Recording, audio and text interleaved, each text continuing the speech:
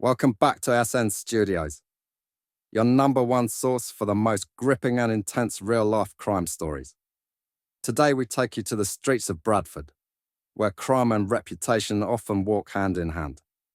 But this isn't just any story. We're talking about a man who became a legend in his own right. Amjad Khan, or as he's better known on the streets, BOOJ. A name that carries both respect and fear throughout Bradford, particularly in the West Bowling BD5 area. A man who wasn't just your typical street figure. He was known for his fearlessness and, more infamously, as a gunman who never backed down from a challenge.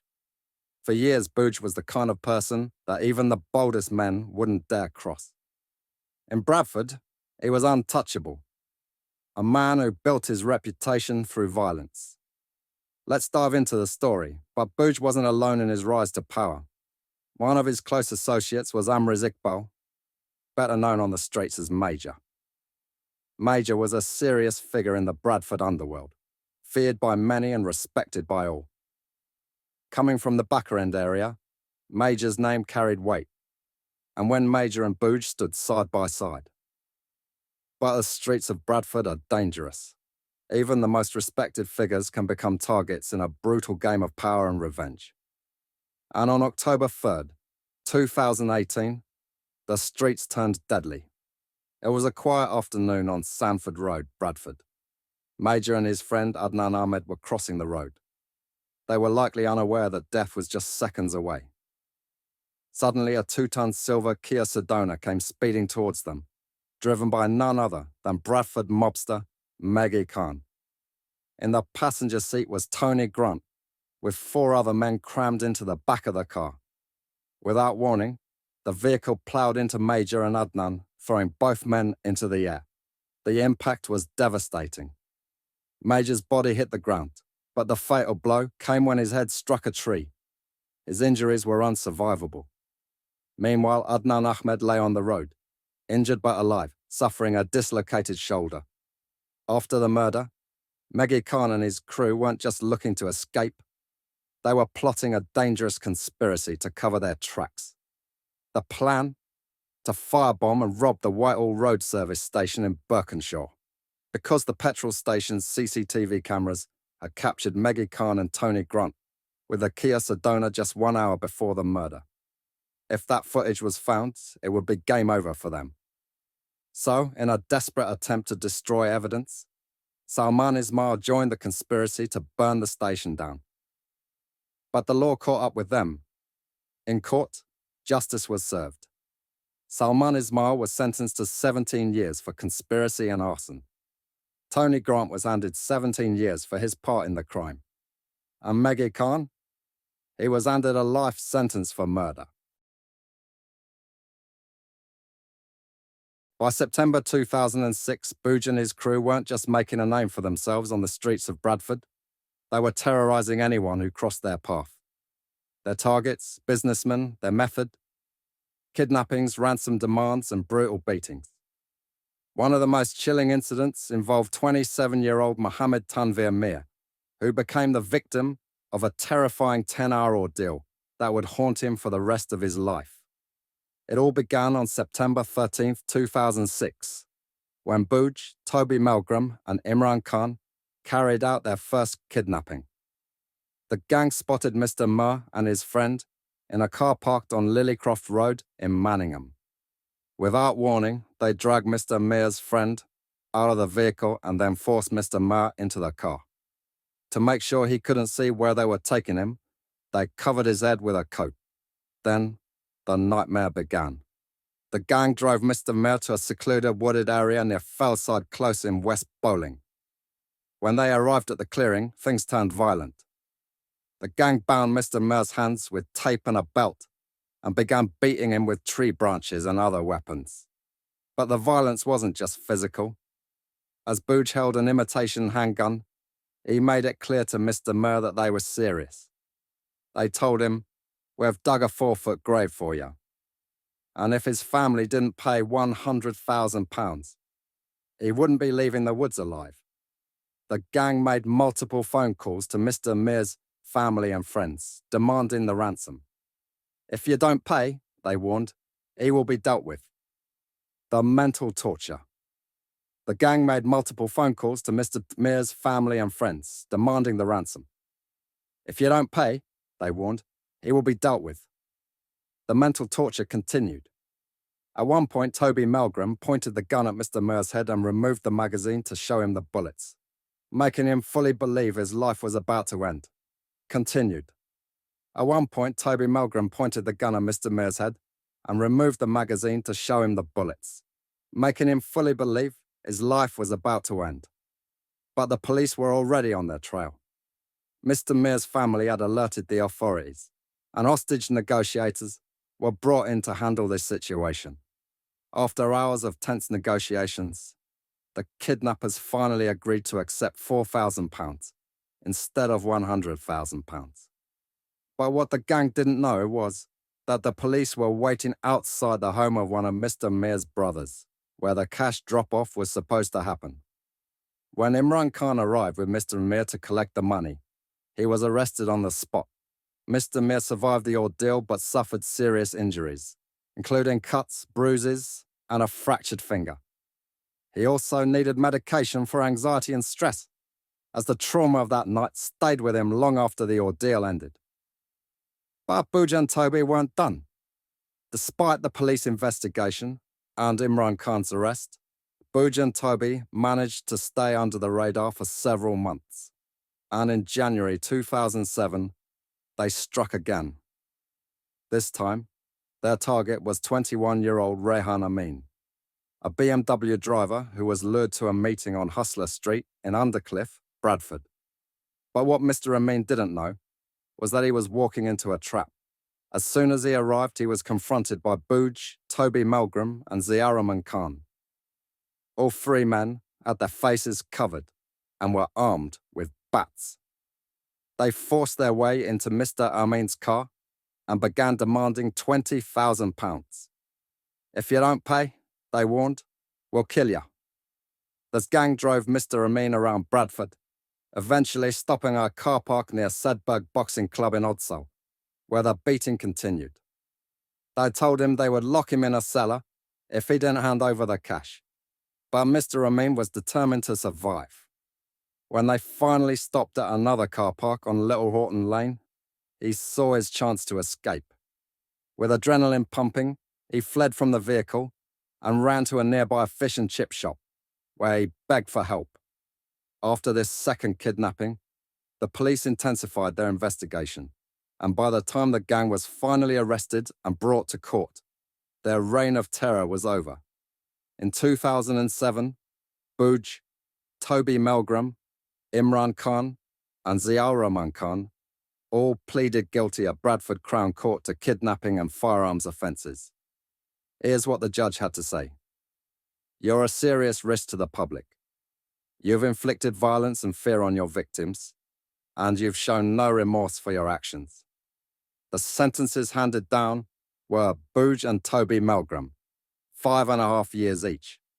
Imran Khan, 6 years. Ziauraman Khan, 4 years. While BOOJ was building his fearsome reputation on the streets of Bradford, one man remained by his side through it all, Toby Melgram. Toby wasn't just a close associate of BOOJ. He was a key figure in Bradford's underworld. The two had already served prison time together for the 2007 armed kidnappings. But Toby's criminal ambitions didn't stop there. By 2019, Toby was back in business, this time orchestrating a major drug trafficking operation that would see £720,000 worth of cocaine brought into Bradford. And when the plot finally unravelled, it led to 6 arrests and sentences totaling over 35 years. The operation was simple, but high risk. In September 2019, Toby Melgram and Mohammed Asim Khan, also known as Beastie, devised a plan to bring 9 kilos of high-purity cocaine from Liverpool to Bradford. But instead of doing the handover themselves, they recruited 3 women to act as couriers. Their job? To drive to Prescott, Liverpool, and over £140,000 in cash, and returned to Bradford with 9 kilos of cocaine hidden in the boot. On the day of the handover, Toby Milgram's flat in Broad Street, Homewood, became the hub for the operation. That morning, Beastie arrived with a holdall filled with £100,000 in cash, which was transferred to the boot of Carla Black's car. The women involved, Tiana Warner, Lauren Holdsworth, and Carla Black, were promised between £500 and £2,000 each for their roles in the crime. But what they didn't know was that the police were already onto them. In Prescott, Liverpool, the women met with Michael Peterson, a known drug supplier. The cash exchange was made, and 9 kilos of cocaine were handed over. But as they headed back to Bradford, police were waiting for them. At around 9 p.m. that night, the 3 couriers were pulled over by police on the M606 motorway. Inside the car's boot, officers found the 9 kilos of cocaine, worth a staggering £720,000. The women were arrested on the spot, and the entire operation began to unravel. The 6 defendants were brought before the court, where 5 of them pleaded guilty to conspiring to supply cocaine and possession of criminal property. One of the couriers, Tiana Warner, denied the charges, but was found guilty after a trial. Here's how the sentences were handed down. Mohammed Asim Khan, also known as Beastie, from Allerton, Bradford, was sentenced to 12 years and 7 months. He was also given a serious crime prevention order for 5 years. Toby Milgram from Homewood, Bradford, was jailed for 9 years and 4 months. Michael Peterson from Prescott, Liverpool, received 4 years and 10 months, which included additional charges of supplying heroin and cannabis. Tiana Warner from Bradford was sentenced to 4 years. Lauren Holdsworth, aged 26, from Homewood, was jailed for 3 years and 4 months. Carla Black, aged 32, from Heckmanwike, was imprisoned for 3 years. The court heard how Toby Milgram and Beastie had leading roles in the conspiracy. But despite their carefully laid plans, the entire operation was brought down in one night. What finally ended BOOJ's reign of terror was the cold-blooded murder of his former friend and gang member Imran Khan. This gruesome killing would lead to BOOJ and his accomplice, Ismail, receiving life sentences, putting an end to their notorious careers in Bradford's criminal world. Let's take you back to June 6th, 2016.